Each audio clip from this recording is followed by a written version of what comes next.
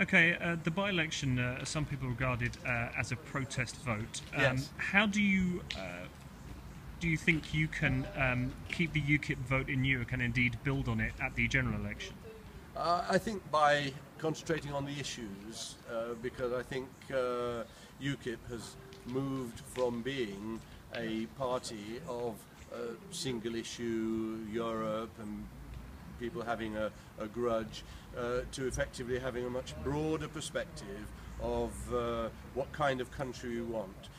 We've got an annual conference coming up in Doncaster, in the same constituency actually as Ed Miliband, at the end of September.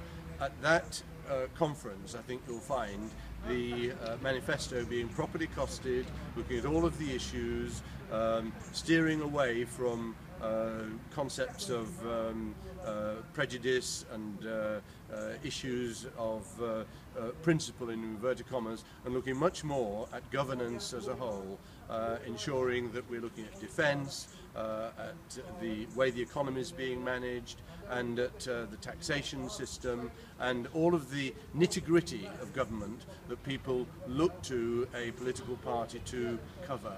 And I think people will then say, wow, this is a party looking at things in the round, coming up with sensible suggestions, properly costed, and appealing to my sense of what kind of country I want to belong to.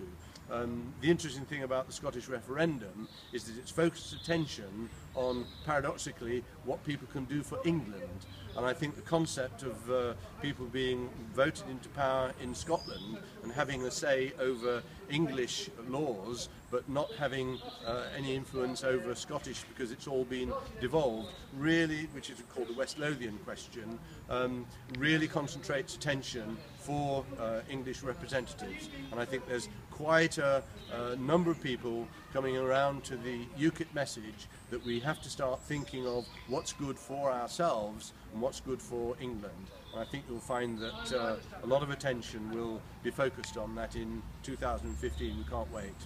And on a local level, what do you regard as the key issues that you'll be speaking to voters in the constituency about? I think, as I mentioned before, Newark has been relatively poorly done by in local government over more than a generation. We found the centre of gravity of things like the hospitals, education and so on moving out of the town.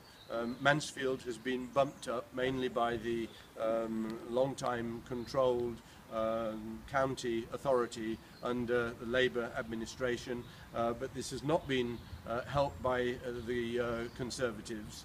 The grammar schools have been wiped away, and we now have a comprehensive system which I have to say is not fulfilling the aspirations of people in Newark who want to get on and compete properly on a level playing field at university further education with people who've had more privileged education from public schools and the like.